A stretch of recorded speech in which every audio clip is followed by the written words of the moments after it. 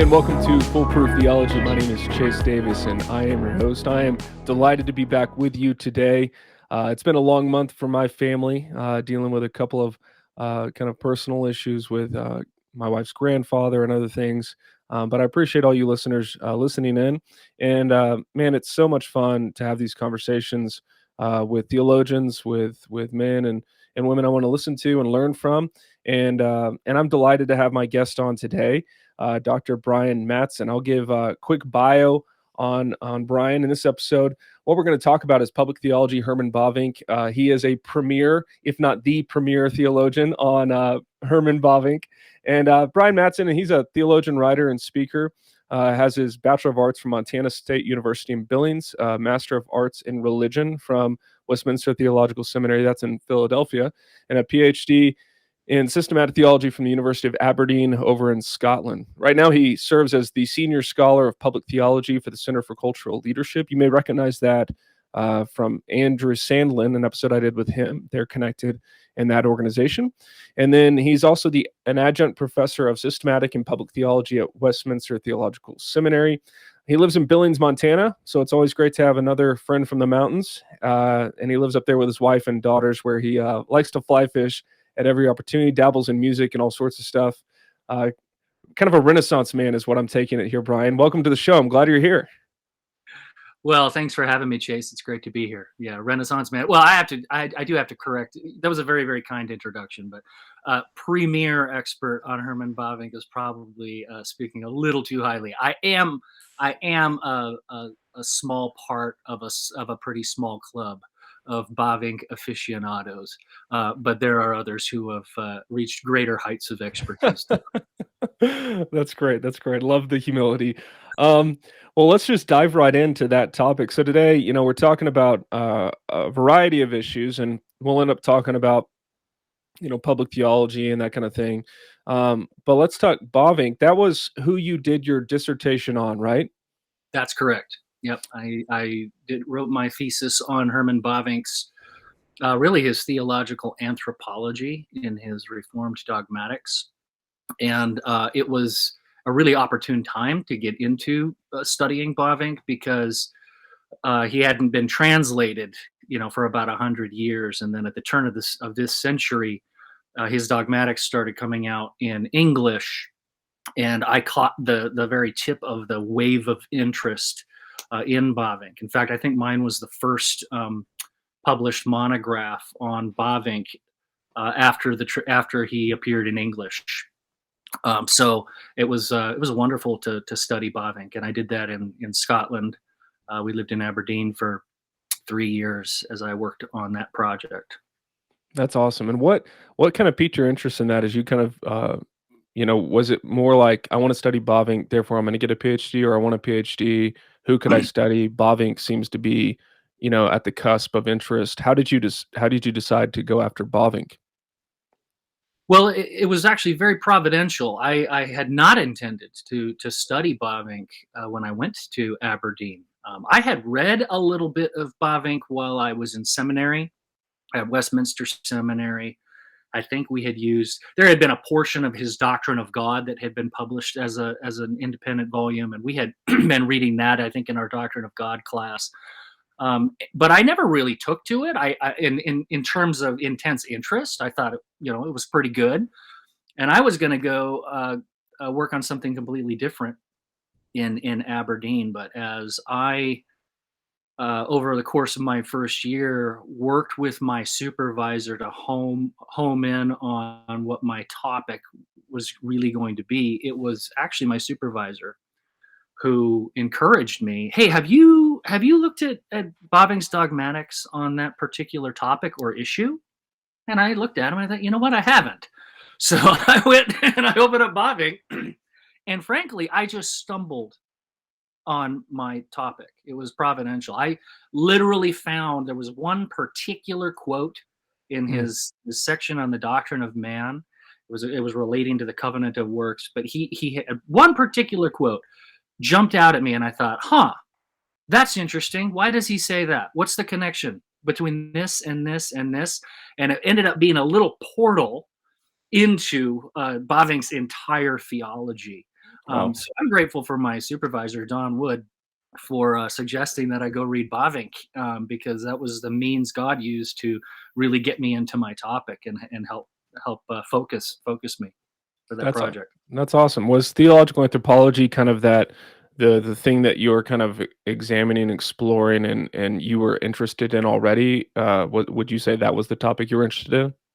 I was very interested in that topic. I come from I'm a Westminsterian, theologically, and what I mean by that is I was very influenced and impacted in seminary by Professor Richard Gaffin and his teaching on Paul's theology. And so much of Paul's theology, of course, is Christ as the second and last Adam, the Adam Christ connection. And really, when we're talking about Adam as the image and likeness of God, and Christ, who is the image of the invisible God, we're talking about theological anthropology. What is man? What's the nature of man? Hmm. But more importantly, in terms of my thesis, what's the destiny of man? What's the purpose of man? What is man's eschatology? So I'd always been very interested in that topic, but what happened is that I got caught up in a fad. I'm so glad the Lord led me in a different direction, because when I went to Aberdeen, you might remember this. This would be the mid 2000s. All the rage was postmodernism and Mm. postmodern philosophy. And is postmodernism good? Is it bad? Is it a danger to the church? And I had intended to do PhD work on the postmodern question, and kind of evaluate it from a reformed theological outlook. I'm so glad that I got led away from that, because that whole thing kind of turned out to be a fad. It's disappeared. Like, those are not the pressing questions now in the church. I mean, obviously they're there. It's an underlying issue with the kind of epistemic relativism of our culture and so forth. But Right. it's not a hot button issue. People are no longer having conferences on postmodernism. So had I gone that direction, I just don't think that it would have been as fruitful as my work otherwise ended up being, because I got kind of veered away from it. That's great. That's really fun. I especially love hearing and being reminded of God's providence, particularly in your career and your studies.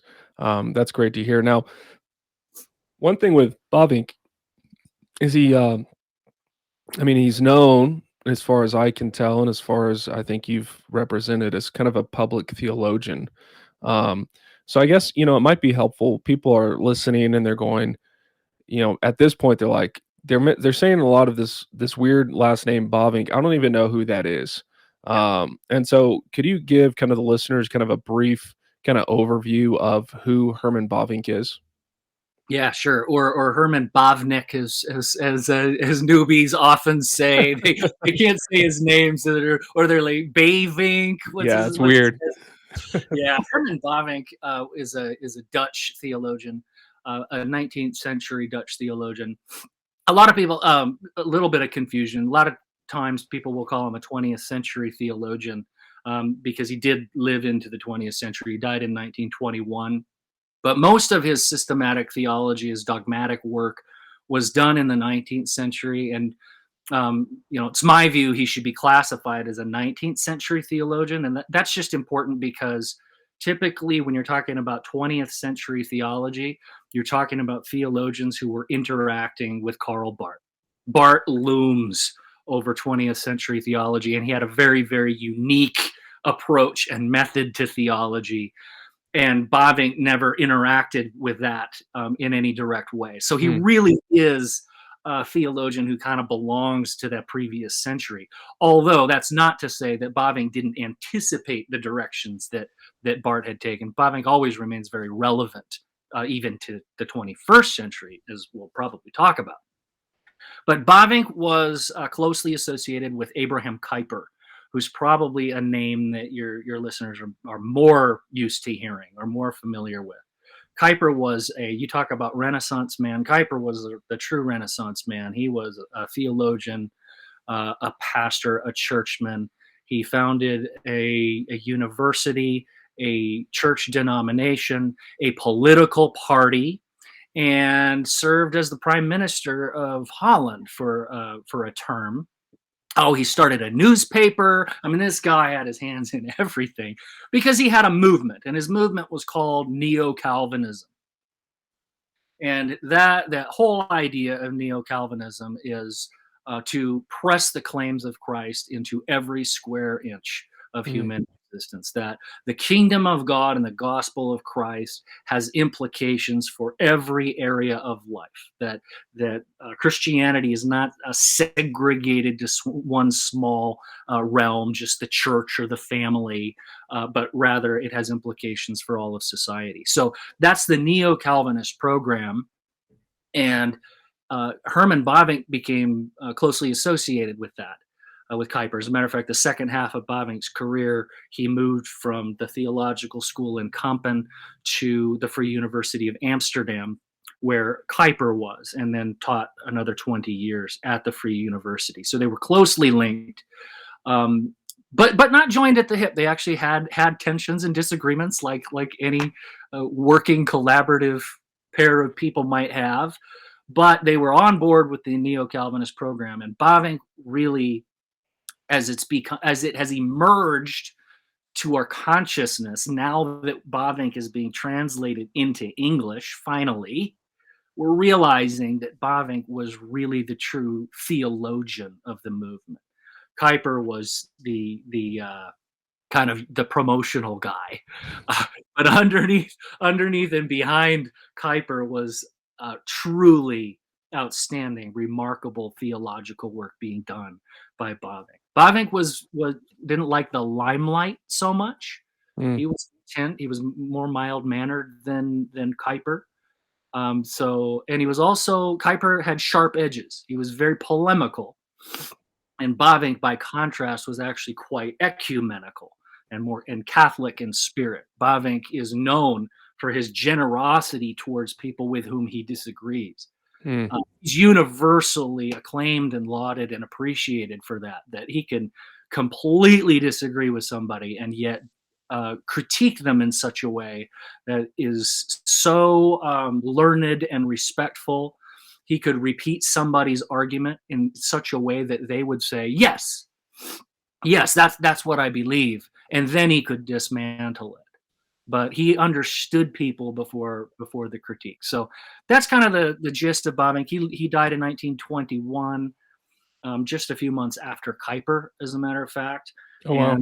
And just a few months before B.B. Warfield. So within the span of, I think, 6 months, we lost Abraham Kuyper, Herman Bavinck, and B.B. Warfield. And that's Wow. remarkable. That's amazing. Just because I'm curious, like when you mentioned some of the tensions in the working relationship, I really like that. It's not a topic I'd planned to discuss, but the reason I like it is because I think a lot of times we kind of elevate theologians or people in church history, and it's inevitable when you do church history. There's characters that rise to the forefront, but we often forget they lived in community. Then there's a great work I read on Calvin and his company of pastors, where there was a whole collective and cohort of pastor theologians who were doing great work. And you see their personal disagreements, their temperaments come out, and so it's a really enriching way to study history, to look at who was shaping who was interacting with who. So with him and Kuyper, though, if there was like one example you can think of where they might have had a disagreement, obviously you mentioned maybe their way they approach things with polemics or anything like that, but could you tell me more about that? Yeah, that's part of it. Kuyper sometimes thought that Bavinck was too soft on their opponents. He didn't like, you're too nice, But they actually had some substantive theological disagreements. Kuyper got into some weird stuff on eternal justification, and Bavinck, I think, was resistant to that. Bavinck was kind of he didn't like the way that Kuyper was articulating infant baptism and baptismal regeneration. Kuyper got pretty speculative on that topic, and Bavinck kind of shied away from that. So there were some things like that. But I'm glad you brought up the idea of being in community. It's so easy to forget that these are flesh and blood human beings, and the messiness of reality, the messiness of life. These gentlemen. They were not living in some ideal Platonic realm, detached from reality. If you really look into the history, I mean, they were dealing with conflict a lot, heartache, betrayal, being disappointed, let down. They live full lives. And so, actually, just since you bring it up, I'm going to just reach over and grab it real quick. Yeah, do it. So if people really are interested in Bavinck and his life and kind of who he was, this biography by James Eglinton, James and I overlapped when we were both studying. He was in Edinburgh, I was in Aberdeen, studying Bavinck. We were the only two people studying Bavinck in the United Kingdom. That's great. For a time, so it was fun. James is uniquely gifted to write this book about Bavinck, but this is where you'll get all of the insight about his relationship to Kuyper, kind of the messiness of life, and how this theology that he produced emerged. And it's not enough. Theology is not just free floating. Theology was done by somebody. It was done by somebody in a context, and so getting into that context is so illuminating. We don't have what? Here's a little teaser for your audience. We don't have Bavinck's. We probably don't get Bavinck's 4-volume Reformed Dogmatics if he didn't get jilted as a young man. Mm. He didn't. It's not clear that he got jilted by the girl, but the girl's dad would not give him permission to marry his daughter. And he went off to a pastorate, and then so basically he had a lot of time on his hands in his 20s to devote himself to study because he was single, and we know from his diaries he was single and he was lonely, so he devoted himself to theology and study. So there's an example of real life is involved in doing this kind of work. It was quite a heartbreak. In Holland at the time, it was against the law. You could only ask a father for permission to marry their daughters 3 times. And if you didn't get a yes answer, it was illegal for you to ask again. This is an actual law. Amazing. Yeah. So you didn't go back. If he said no, you didn't go back the next week and ask him again. Right. You have to go back the next year to ask them again. So this is a long-term process. Oh my gosh. So it ended up turning out all right. Bavinck did get married to a much more, actually probably a more suitable life partner, and did have a very happy family life after that. But I don't know what this is apropos of, but I'm just having fun talking about Bavinck. No, that is, I love that kind of stuff, because even in my own kind of theological pursuits, I'll put it that way, part of maturity is learning why you do what you do and how you do what you do. And a lot of us as Christians, we like to glaze over why we do what we do as if like everything has been baptized, especially if we do it in the church. Like, well, I want to serve because I want to honor God. And it's like, that's probably true in some respect. And it's also probably true you might want to do it for other reasons. We're very complex creatures. And so for even my pursuit of whether it's degrees or competency, I know a lot of that for me is because I felt really stupid as a young man. People around me made me feel stupid. And there was this kind of sense of like, I don't want to feel that way. I want to feel competent. And church planning for me, what that made me face that wound pretty hard on, because you're going to feel stupid just not knowing what you're doing. And so thankfully God has refined that, but that kind of stuff really does shape people. And we often forget that. We just kind of like to put people in kind of like these chambers of like where they weren't affected by their context, where they were impermeable creatures of perfection, where no one could like impact how they did theology, how they thought about the world. And so we all have a story, and that story invariably shapes how we do theology. The problem is a lot of people just don't know that.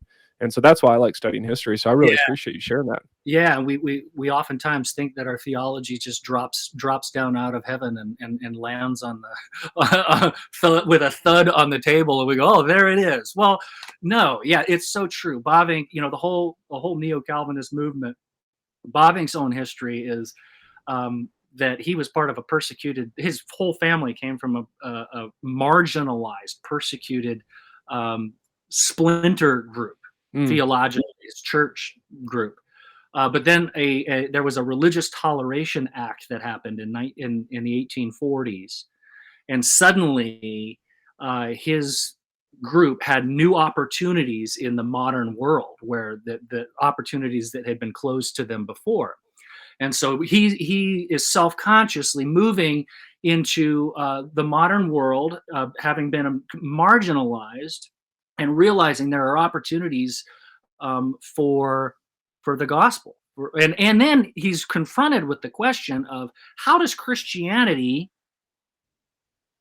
fit with contemporary modern society, this new world he found himself in?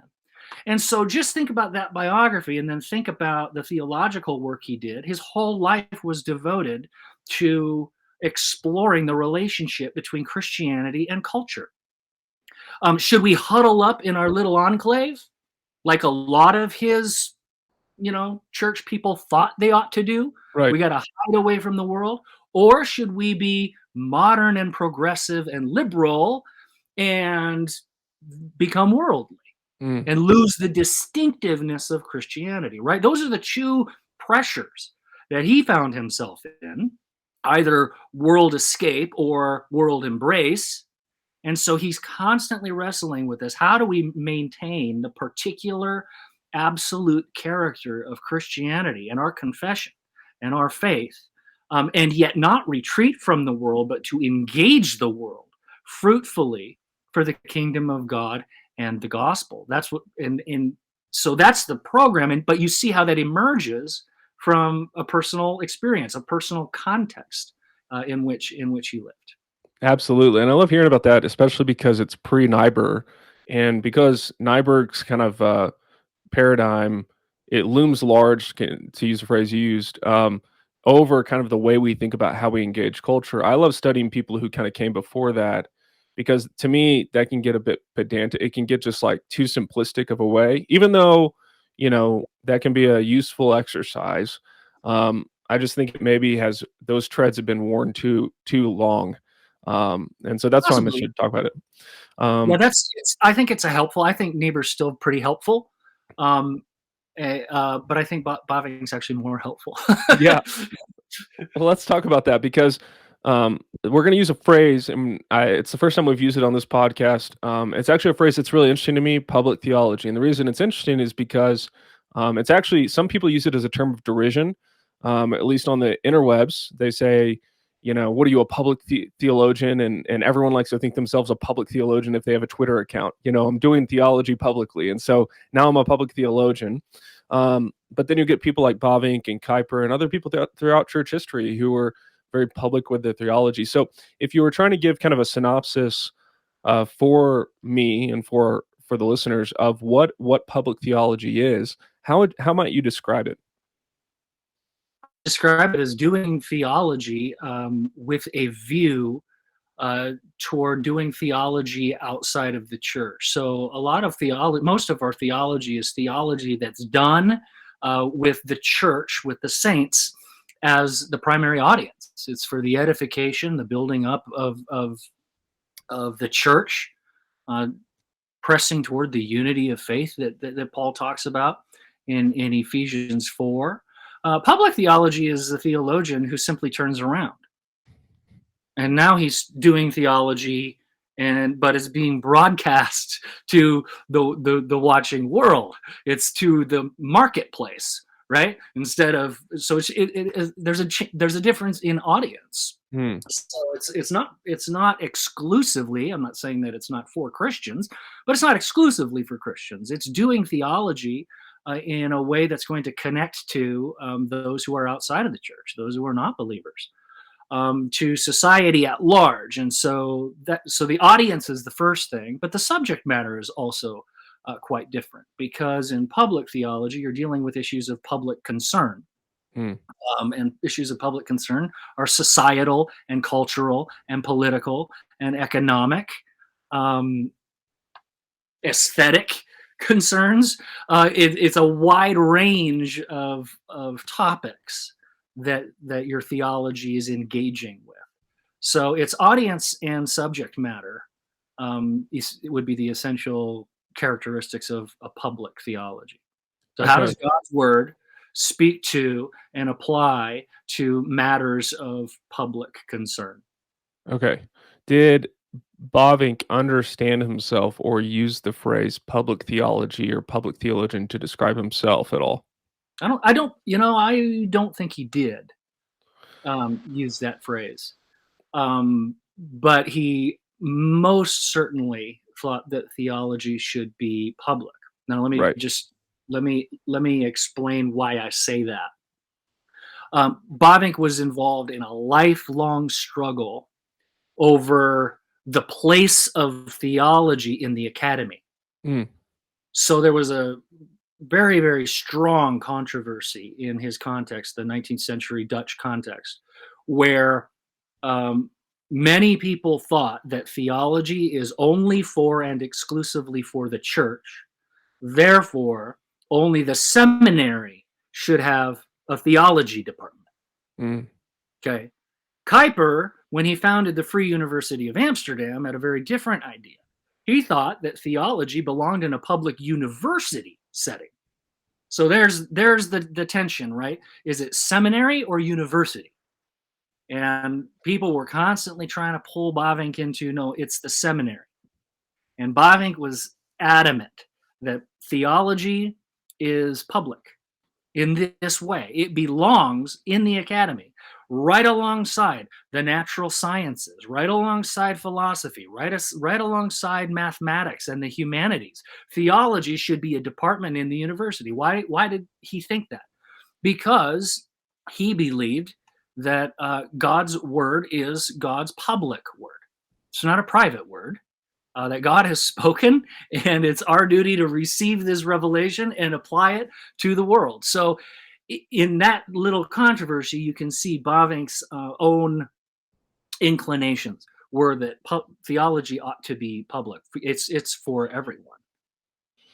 that's really helpful. Thanks for clarifying that. The one thing that interests me is I wonder how you might categorize evangelicalism as a movement since the mid 20th century with Carl F. H. Henry and other people. It seems to me when you describe public theology, and maybe I'm kind of overlapping two things that we shouldn't, but it seems to me when you're describing that, it seems that that movement of evangelicalism, trying to break free from fundamentalism, um, seems to be an act of public theology. How do we represent the faith to the watching world? Is that correlative at all, or are there some overlaps?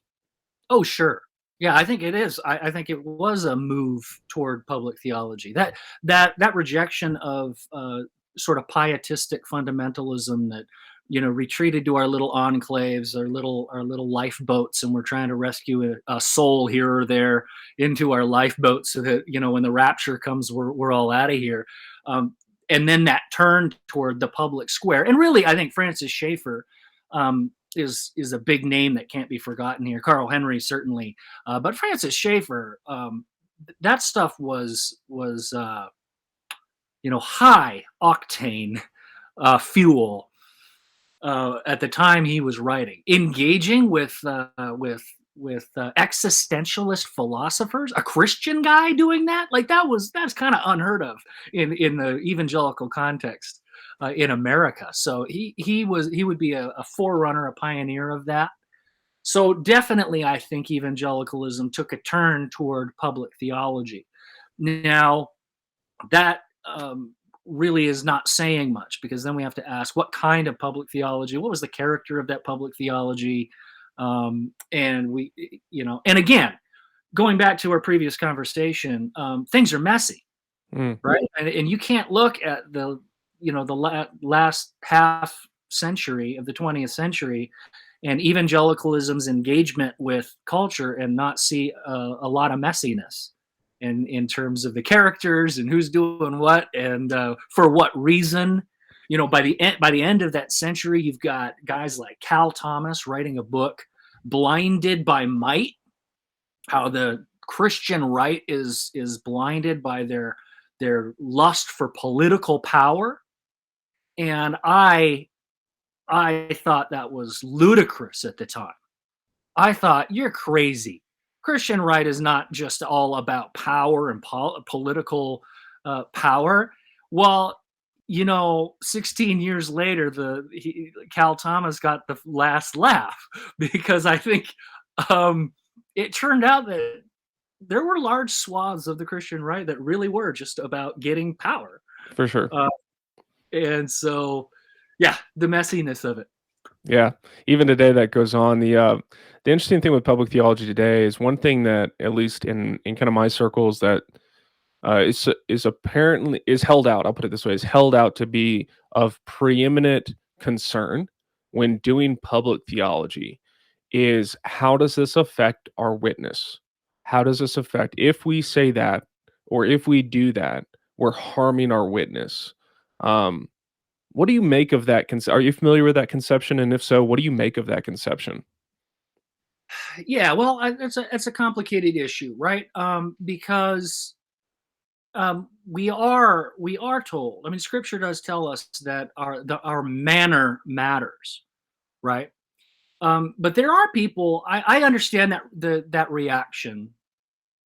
There are people who really are naive, and they think that if we just speak nicely enough, then the world is going to like us, right? And that's extremely naive. So on the one hand, however, the answer to that is not to not speak nicely. Right. Right. The answer to that is to be wise as a serpent and innocent as a dove, and realize we still have to engage ourselves and display the fruits of the Spirit in our public engagement. And I don't know about you, Chase. I see a pretty gaping absence of a lot of the fruits of the Spirit in our cultural conversation today. Love, joy, peace, patience, kindness, gentleness, self-control. Those aren't optional. Sure. They're not optional. I mean, Paul says these are the fruits of the Spirit. What are the fruits of the flesh that he talks about that come right before that? Bitterness, malice, rage, jealousy. It's like, so I think as Christians, we ought to really check ourselves as to, are we treating the fruits of the Spirit as optional? So on the one hand, I mean, I think we have to, that just has to be axiomatic that those fruits of the Spirit are what we should be bearing before the world. But the key is to not do that in a naive way, as though if we do that, then our witness will somehow make unregenerate, recalcitrant hearts like us, or the broader culture like us. We have to be realistic. God brings the harvest, right? So we need to do our public theology in humility, bearing the fruits of the Spirit, and the results are going to be up to the Lord. I don't. I've forgotten what your question is now, so you'll have to remind me. No, I was talking about harming our witness, and a word typically goes along with that I used for a long time. I still think you can use it. My friends always make fun of me because I think it's anathema now around them. And that word is winsome. We need to have a winsome public engagement. And, yes, I agree. Like, I agree. Also, that tactic is a tactic. And I think we need to be not just winsome, but willing to suffer the consequences when we just speak plainly about matters of human sexuality, gender, God's word, and marriage. All these things, like we can dole it all up as much as we want. And I wonder how much of that goes back to that tension every generation wrestles with of Christianity, like you talked about with Bavinck and Kuyper. Because yeah, it's an interesting thing. Liberalism, kind of the modern age liberalism, tends to appreciate a more moderate discourse, such that there's not a lot of room for polemics. Polemics are typically seen as, not that refined, or beneath kind of the academic way of discussing things. And part of me just is curious to know, like, or to think, something I've been thinking about is how much of that is just like a symptom of the problem, where we just can't be honest with what we're thinking and offer very critical, incisive defenses. That doesn't mean I dehumanize you, right?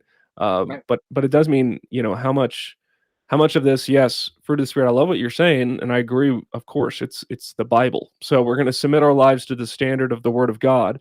Also, um, it's a curious thing that I've been wrestling with, especially for the last 2 years, since I came out of kind of this naive land where if I was winsome enough, I could, that would be the kind of the key to seeing more people saved. And there's certain relationships you need to be more sensitive, you could say, more aware of pitfalls relationally and conversationally. But I wonder how much of our Christian witness is bound by standards that really are subjected to some kind of modern age where Sure. it's ineffective. I don't. Do you have any thoughts on that? Oh man, how long you got? You're raising a whole lot of really, really important issues. Let me just go back to by saying bearing the fruits of the Spirit and all of that. I am not at all denying that there are uh, a wide variety of types of speech and a wide variety of contexts, right?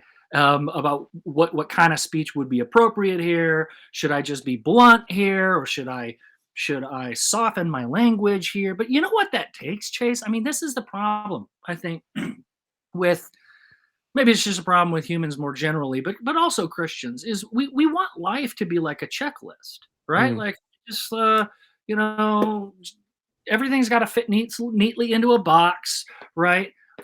That is not what life is about. What life is about is maturity, mm, right? Paul is constantly praying for the believers in the churches that he's planted to be mature, to grow up into maturity. And what is maturity? Maturity is being a person of substance, a person of character, a person who bears those fruits of the Spirit. And it is the mature person, the wise person, that then takes God's word and he applies it in these various circumstances, in these various places. And he speaks the apt word at the right time. That apt word at the right time is not going to come by looking at your checklist. It's going to flow out of your character. mm, What we have right now is a complete crisis in lack of maturity. mm, On Twitter, just look at Christian Twitter. We don't have a lot of maturity. We have a lot of immaturity. And so then I think that when we're dealing with an immature context, this is where things kind of break down. You mm. got this relates very much to the David French Sohrab Ahmari fight that happened a couple of years ago, right? Yeah. David French is kind of a pansy and he just wants to be nice, and the left is just going to roll over us and destroy us all because David French thinks that we should be nice and have the fruits of the Spirit. And then you get Sohrab comes along and says, enough of that. We're going to punch back twice as hard and fight fire with fire, and we don't have the luxury of things like the fruits of the Spirit. I mean, he almost in his First Things article, right? Yeah, yeah, So it's interesting at this overlap, right? yeah. That really is a divide, and I think it's an unnecessary divide, and I think it's a divide that is largely a symptom of immaturity. Mm, Truly mature people can realize that we can bear the fruits of the Spirit in a bold and effective way. That's the only way forward here, right? Why? Because we just said, well, this is in the Bible. This is how we're supposed to conduct ourselves, right? And we need to speak the truth to the world and do public theology. Well, what's the conclusion here? That these two things are not opposed to one another. right. That's the third way. And that's going to take wisdom. It's not something you're going to read in a book, oh, here are the 5 things you need to do for an effective witness. That comes from people who are really deeply formed and shaped by God's word, and they have wisdom. And Mm, how do we get wisdom? What does James say? James said, he said, if anyone lacks wisdom, ask God for right. wisdom. Right. Yep. That's So, great. Yeah. anyway, you asked me, do I have any thoughts? Well, I had thoughts. I also think, by the way, a lot of this has to do with with socioeconomic class. Okay.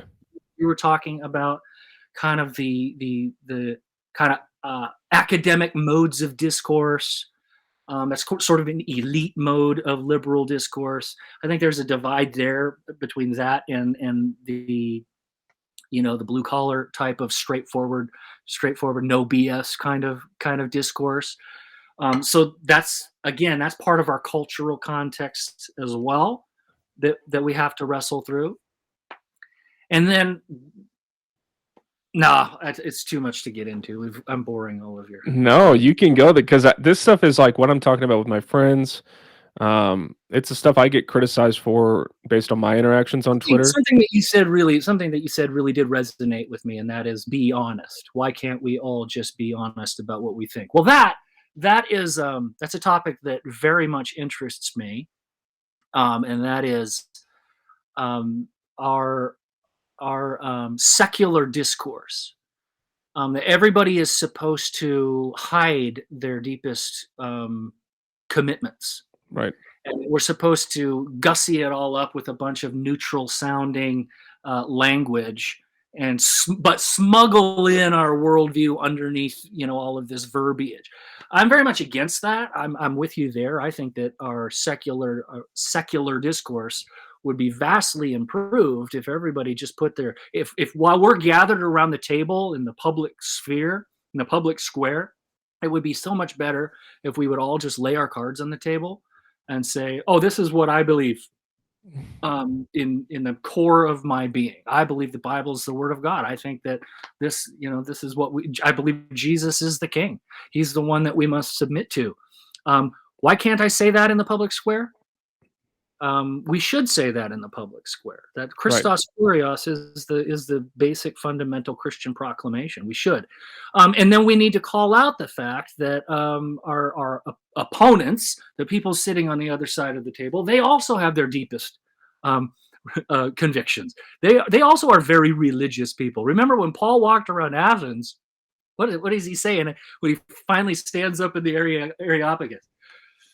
Men of Athens, I've walked around your city and I perceive that you are very religious, right? So all of the so-called secularists in our society need to be made aware that they're actually very, very religious, and they have deeply held religious convictions. And it would be better for everybody if we would all stop pretending that you don't, and then we can have a real conversation. Absolutely. That's one thing we've always observed about our context in Boulder is that, people like to talk about how it's one of the least religious cities in America, up there with Burlington, Vermont. And I always joke, we talk about when we're ministering to people, discipling people, preaching, we're like, this is one of the most religious places I've been to. I've been to Sri Lanka where they're Buddhist. I've been to other places where they're Muslim. And I'm like, this is a religious place. You have your own practices on recycling, on dogs, on children, your own beliefs about economics, about the poor. You have these convictions. Nothing helped reveal that more than COVID, because all of a sudden people started putting up all these signs, creedal signs in their yards, showing that they're religious, and it's like, there you go. I'm glad you put it out there. In our house, we believe science. Yeah. And then we have flags hanging, flying from City Hall and all this kind of stuff. And so I have to teach my children, those are different. That's a different religion. They're taking from our religion. And using it for their purposes. And so it's a very interesting way to think about things. But yeah, I really appreciate your candor on that stuff, because these are questions I wrestle with, that as I'm coming out of kind of what I sensed was a lot of unnecessary self-restraint in terms of being honest, like you said, because I was so concerned with, like, what will people think if I say this, or what will people think if I say that, which is a concern. Like, we don't walk into our homes with our wives and just recklessly run our mouths for a reason, right? And hopefully she treats me with the same decency, because we're humans. But the danger with public theology is that either we can veer, kind of overreact, or just kind of go flamethrower mode on the internet, and just burn it all down. Or we just pretend that we're living in some fantasy land where it's like, the only good thing public theology is for is to be nice. And it's like, what kind of boomer nonsense is that? That's craziness. And so Yeah, you're right. I mean, it's a real struggle. I mean, I wish that I could come on your podcast and say, hey, let me give you the one key that's gonna, solve this question. I can't. Right, right. Well, a lot of it has to do with virtue, and I think a lot of, kind of going back to Bavinck, a lot of kind of like personal, like going like, "Hey, like that guy's approaching it differently than I am. I disagree with the tactic he's using, but that's fine." Some tactics aren't fine, but I think a lot of it comes back to kind of like de Tocqueville's critique of America, where it was like, if this society becomes unvirtuous, it's doomed. Like if we Right. don't have people of character and virtue and maturity, then we're done. And I think once Bavinck and that symptom there in the Netherlands, where theology got relegated to the seminary, where all of a sudden kind of this Gnostic approach to theology, where it's those are matters of the spiritual, or the sacred, not the secular.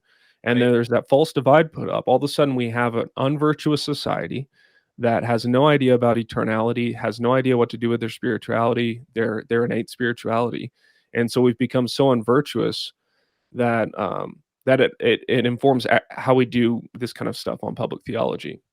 Yeah, that's right. And I'm glad you brought up the virtues and brought up Bavinck again, right? So Bavinck is well respected and renowned as this guy who really sought to understand the people with whom he disagreed. He tried to understand their motivations, and very often Bavinck will say, "There is an element of truth in this." Right? So he really did try to put himself in somebody else's shoes and say, why does Schleiermacher say that? Why Mm, why is that why is that his take? And he would really try to understand that person and then argue with the best version of that person's arguments. Well, what is that? What's that is the cardinal virtue.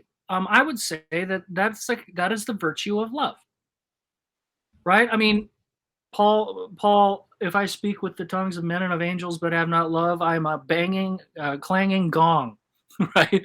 Or a clashing cymbal. I think a lot of our public engagement, a lot of our public theology or engagement just in culture and society at large can sound like a clashing cymbal, because it's all polemic, it's all antagonistic, and it lacks this quality. And the quality of that I'm thinking of is the quality of love. Now, what does love mean in this context? I'm talking to a progressive, you know, uh, resident of Boulder, Colorado, right? Who has no children but has clothes on their little dogs. right. Um, right. I'm talking to that person. Um, the way that I can love that person is to understand their worldview, be able to speak to them about their worldview in such a way that they will say, "You understand me. You Okay. understand the motivations of why I believe what I believe, why I think what I do about economics or the poor or politics or this. You understand me first. In other words, you respected and loved me enough to understand me, and then you've engaged with me and you've engaged in a deep, thoughtful way." That's not how we conduct ourselves generally. I'm not talking about you and Sure. personally.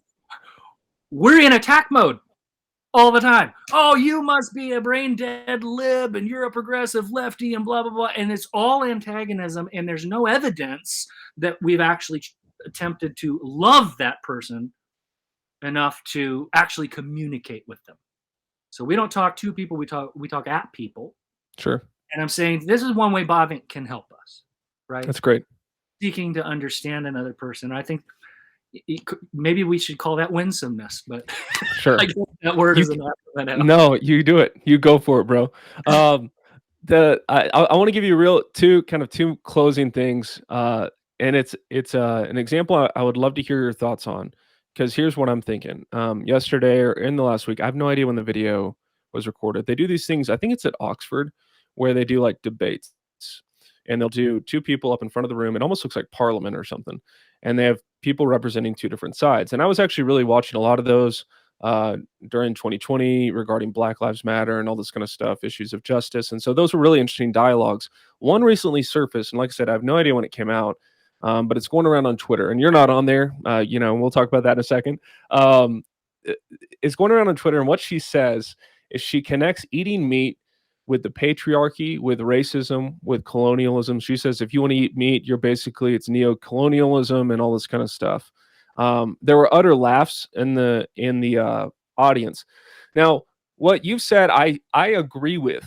I like when I'm interacting with somebody one-on-one, over a cup of coffee or a beer, more likely, I'm going to sit down with them. I want to hear what they have to say. I'm going to try to represent their view, and then if I think they're wrong, I'm going to try to give it all my gusto to show that they're wrong in a way where I'm not like throwing punches literally, but like I'm going to try to dismantle their arguments. My concern is that when like that woman gets up there and talks about how eating meat is colonialism and misogyny and just another example of white supremacy and racism, she's all the words, right? She's all the stuff. Yeah. And we're so busy going, tell me more about that. Like, tell me more of where you're coming from. That like we lose the ability to say that's a ludicrous line of argumentation, and it's infecting our corporations and government and the economy and just the way the world works. I wonder how much, yes, that love that you're talking about, that as a Christian, I'm like, yeah, I totally agree. That's what I want to have. At the same time, are we allowed to laugh publicly at ludicrous arguments? And without dehumanizing somebody, but at the same time, like it's insane. It's an insane way to look at the world. So help me understand kind of how those two, without being in conflict or opposed, help me understand. Well, once again, it takes maturity and wisdom, right? To know what the context is and what would be an appropriate response. I think at a public debate like that, yeah, I absolutely would have laughed, but that wasn't because I would have consciously thought, should I laugh now? I would have been unable to not laugh. Right. Okay. So, and I don't know if I were the debater, you would have to say something firm. You'd have to say, look, I understand you learned a lot of really fancy words and a lot of verbiage, but there was literally nothing linking those things together, right? You just threw a bunch of, that was a word salad that didn't mean anything. Right. And I think you can say that. We have lost, or perhaps you could say, I would say something like, well, it appears that my opponent not only thinks that eating meat is colonialism and part of the patriarchy and misogyny, but also they apparently think that rational thought is colonialism. And I say something like that. I think there's a place for that. I'm not saying that that's inappropriate in that kind of a setting. Okay. Because really, in that kind of a setting, well, there's a lot of ways you could think about this, but one way that I would think about it is that my real audience, the person I'm really talking to, is not the person at that podium over there. Right. My real audience is the audience. Right? Yep. Those are the people I'm trying to win. Yep. And I need to tell them how absurd that was. For sure. Now, maybe after the debate, that lady, if she, would deign to be in your presence, maybe you guys go out for a beverage after your debate and you can sit down and say, do you really think eating meat is really? Okay, can I get an order of chicken wings, please? Yeah, right. Yeah. Oh, that's a good word. Yeah, I appreciate that. Yeah, because like I was trying to share the gospel in Boulder one time with a neighbor, and it was a really offhanded comment. I just laughed at it, and I think I insulted her, and I wasn't trying to, but she said, I think about God, and I think about my dog, and I don't think it's an irony that dog is spelled similarly to God, because dogs are like gods. And I just laughed because I was like, what in the world are we talking about? And part of me is like the whole winsome contextual mode of discourse is like, tell me more. Like that's what I'm hearing in the back of my mind is, Chase, don't laugh. You need to get to know her heart. You need to understand and I'm like, yeah, okay, but also like it's crazy. It's crazy. Also, God is not like a dog. That's right. Yeah. And I feel like I'm being I guess I'm just confessing, like I felt like a bad pastor because a lot of my instincts, and I'm not a bastion of character or anything like that. I need the gospel every day. But my instincts, hopefully, as a man of character, as I aspire to be, are sometimes just to be like, this is ludicrous, and I'm going to highlight it publicly for people. And so, anyways, one of the things that was interesting, because I was trying to follow you on Twitter, and then you just disappeared. And so, I'd love to share with my audience what happened to you on Twitter. and the ongoing saga. I guess you're still not on it. Are you on Twitter right now? No, I am not on Twitter. So this happened back in October. So I've had one, two, three, four really blessed months of not being on Twitter. I miss it I'll tell you why I miss it in a minute. But yeah, I got booted off of Twitter, which is kind of weird because I was not a flamethrower at all on Twitter. Right. I would be accused of being, the David Frenchy kind of handsy guy. I'm not a flamethrower on Twitter, right? But Twitter was promoting a tweet about Rachel Levine, who was that public health official that was made a 4-star admiral or something. And, par for the course, I get that, except that they were lauding the fact that this was the first female 4-star admiral. And I took exception to that because Rachel Levine is actually a man. She's not female. And you are engaging in misogyny when you say that this man achieved something, is the first woman to do something, and it is utterly disrespectful to actual women to take their accolades and take their prizes. So this is where feminism has gotten us, right? This is where feminism has gotten us, is that men are taking all the awards. Wow. Okay. It's crazy. So I simply said it. Rachel Levine is not a woman. She's a man. And I said that saying that she is and celebrating this is misogyny. And they said that they shut down they suspended me from my account. Mm-hmm. Said that I had violated their rules. And so I appealed and said, tell me what rule I violated, because I actually didn't violate any rules, by the way. There's nothing in the rules that violates. And their response was, your appeal is denied. We have determined that you violated our rules, specifically our rules concerning literally blank. No. If you would like to get your Twitter account back, here's what you can click this button and go through a process to get your Twitter account back by deleting your tweet. Yeah. They literally, Chase, could not tell me the rule that I violated. So I wrote them emails and, multiple emails and said, you still have not told me what rule I've violated. Right. And no response. They will not engage with me at all.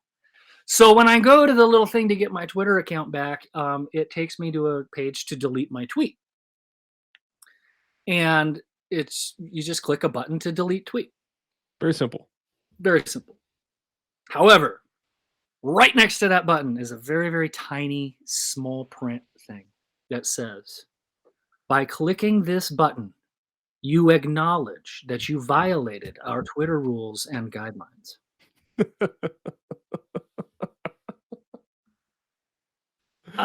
Look, I would not begrudge anybody for just going, this is stupid, and click the button and move on and keep your Twitter account. But that disclaimer stuck in my craw. Like I try to move my finger. I can't do it. I didn't violate your rules, number one. And number two, I spoke the truth. All right. And you're supposed to be a social media platform that is open dialogue, open, all of that. You got, the things people say on Twitter that they allow. I mean, This is mind-boggling to me. But so I just couldn't do it. I couldn't bring myself to do it. So I really miss Twitter for this reason. Twitter was an extremely helpful tool for me to keep up on current events in the news. And also it's a clearinghouse because the way I curated my feed, the people that I saw, I was always up on who wrote a great article where, right? Yep. It was just so helpful to me. And I've been really missing that. I may at some point open another Twitter account. and just curate a feed of people I follow just for that reason, because it was such a helpful thing. But if I did that, and I haven't decided to do that, if I did that, I would kind of make a commitment to myself that I wouldn't actually tweet. Ah, okay. You've been taught a lesson by the gods that you shouldn't use your voice. I'm not going to. For me to tweet, I would have to. I haven't figured it all out yet. I'm just working this through in That's great. my own conscience about, I'm not going to submit to the Twitter gods and say that I was wrong, because I wasn't. Yeah. And they haven't been able to show me that I am. Right.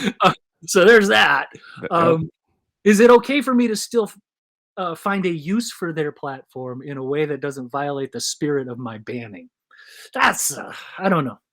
I don't know, man. You just give me access to your account and I'll click that button for you so you can get back on. I'll relieve your conscience of your distress. And then I'll apologize later for breaking your rule. Yeah, I'll figure it out. I don't know.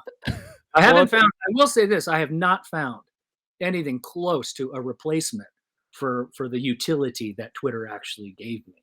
So yeah, I agree. I mean, like, I've gotten on all the try to, whether it's Parler or Getter or whatever the latest one is, and it's just, it would take a lot for me to get, into it, and the people I want to follow aren't on there, and for me, I agree. I mean, I almost wonder how much of these platforms were, like the internet itself, was really useful for academics to exchange ideas, because it's such a disembodied environment where you're just like, I'm going to say this, and then people react, and like, it's really good for academics to kind of poke and prod and share ideas.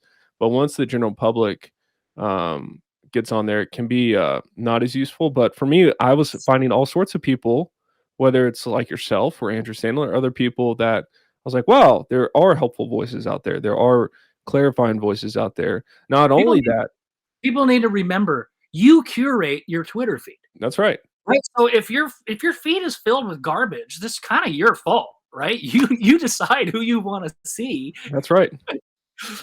And then I also got to see these people who were writing as if they're like these neutral players. Like, they typically, love the phrase gospel centered, and then they use the word gospel and basically lather it on whatever they prefer. And so I got to see what they actually thought about real world things, and I was like, wow, we disagree. Huh, that's interesting. And you think this about that too. I wonder, your theology is upstream from that. So I wonder what I've believed about your theology that informed that perspective. And so it just gave me better insight to kind of like it's like a topographic idea map of people's theology. Sometimes people's theology is actually downstream. Right. Yeah, that's what right. Going all the way back to our initial conversation is, man, people are complicated. Yes, you're right. Sometimes, actually, I'm just a political liberal, and I'm going to make my theology fit that, right? Yep. So there you get an example of theology being downstream from politics, right? So totally. It's complicated. It's very complicated. Well, Brian, this was such a helpful conversation, and hopefully for my listeners, however many there are, we've gone longer than normal. You've lasted this far into the podcast, but I really hope the conversation has been beneficial. It's probably given you, if not Brian, but people who are listening, better insight into like the things I'm wrestling with personally as a Christian, as a pastor, as a theologian, as somebody who's not afraid to, throw some flames sometimes.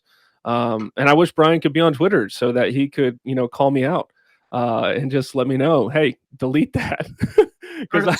Start a Twitter campaign, free Brian. Free Brian. That's great. Well, if anybody wanted to kind of keep up with you, you've got drbrianmattson.com. You've got christianculture.com. Where else can people find you to kind of keep up with what you're thinking and what you're doing?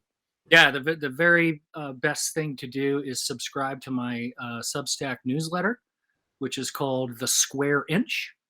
If you go to just Google The Square Inch Brian Mattson, and you'll find my newsletter. Subscribe to that. It comes out every Friday. As a matter of fact, I'm going to get off with you and I'm going to go write my newsletter. So that's a weekly email. I have just launched a sister publication called The Quarter Inch. And the quarter inch is going to be more an occasional email, which is going to sort of be just sort of short, pithy little commentaries on things like current events. My Friday newsletter, the square inch, tends to be more a singular essay on a particular topic. But that's the best way for people to keep in touch with me and hear what I have to say about things. That's great. And if somebody, I believe, if I'm not mistaken, you wrote a book on Bavinck that's available on the interwebs. Is that right? It is. You have to take out a mortgage on your house. Yeah, that was published by Brill, one of the oldest academic publishers in the world. And they, for some reason, I don't know what the process is, but the paper they use goes through some gold plating or something like that, which makes them very, very expensive. I think you can find it. It's on Amazon. It's called Restored to Our Destiny. And it's, I think, $147 or something like that. It's worth every penny, but I understand why you might not want to buy it. It's a very expensive doorstop. But yeah, I'll drop it's actually not a big book. It's pretty tight. Very digestible. That's great. Well, if anybody's read my book, they know that even though it may be small, it could be very dense. And so, I'll put a link to that in the show notes. I'll put a link to both the Substack, but it's been such a delight to talk with you, Brian. I know my listeners will benefit greatly from your thoughts, your thinking, your writing. So thank you so much for being on the podcast today. Thanks for having me, Chase. Great to be here. Enjoy it. All right. See you next time.